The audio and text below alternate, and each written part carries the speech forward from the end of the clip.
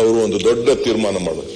ಇದಲ್ಲದೆ ನಮ್ಮ ಸಿದ್ದರಾಮಯ್ಯ ನೇತೃತ್ವದ ಸರ್ಕಾರ ನಾವು ಇನ್ನೊಂದು ಆಲೋಚನೆಯನ್ನು ನಾವು ಮಾಡಿದ್ದೇವೆ.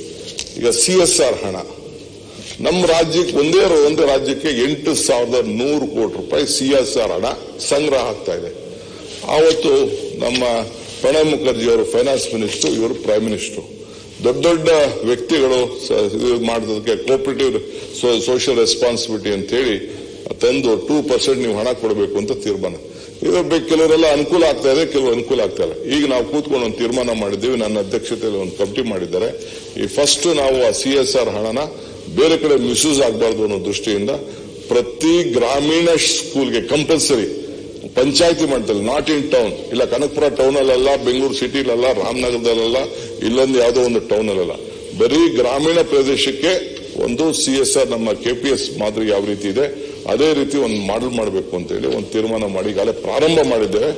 ಸುಮಾರು ನಮ್ಮ ಜಿಲ್ಲೆಯಲ್ಲಿ 2,000 ಎಲ್ಲ ಕ್ಷೇತ್ರಕ್ಕೂ ನಾನು ಇಟ್ ಮೇ ಬಿ ನಮ್ಮ ಇವರು ಇಲ್ಲೆಲ್ಲೋ ನಮ್ಮ ಪ್ರೈಮರಿ ಎಜುಕೇಶನ್ ಮಿನಿಸ್ಟರ್ ಇದ್ದಾರೆ.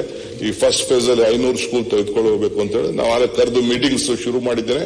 ನಾನು ನಮ್ಮ MLAsಗೂ ಕೂಡ ಅಕ್ರಾಸ್ ದಿ ಪಾರ್ಟಿ ಲೈನ್, ಇದರಲ್ಲೇನು ಪಾರ್ಟಿ ಪಕ್ಷ ಇಲ್ಲ, ಒಂದೊಂದು ಕ್ಷೇತ್ರಕ್ಕೆ ಒಂದೊಂದು ಮಿನಿಮಮ್ 5, 6, 7, 8 ಸ್ಕೂಲ್ಗಳು ಬರಲಿಕ್ಕೆ ಒಂದು ಅವಕಾಶ ಇದೆ. ಮಿನಿಮಮ್ 10 ಕೋಟಿ ರೂಪಾಯಿ, 7ರಿಂದ 10 ಕೋಟಿ ರೂಪಾಯಿ ಅಲ್ಲಿ ಇನ್ವೆಸ್ಟ್ಮೆಂಟ್ ಮಾಡಿ ಒಂದು, ಯಾಕೆಂದ್ರೆ ಜನನ ಹೊರಗಡೆಯಿಂದ ಬರೋದನ್ನ, ಬೆಂಗಳೂರು ಬರೋಂಥದ್ನ, ಟೌನ್ ಬರೋದನ್ನ ನಾವು ತಪ್ಪಿಸ್ಬೇಕು.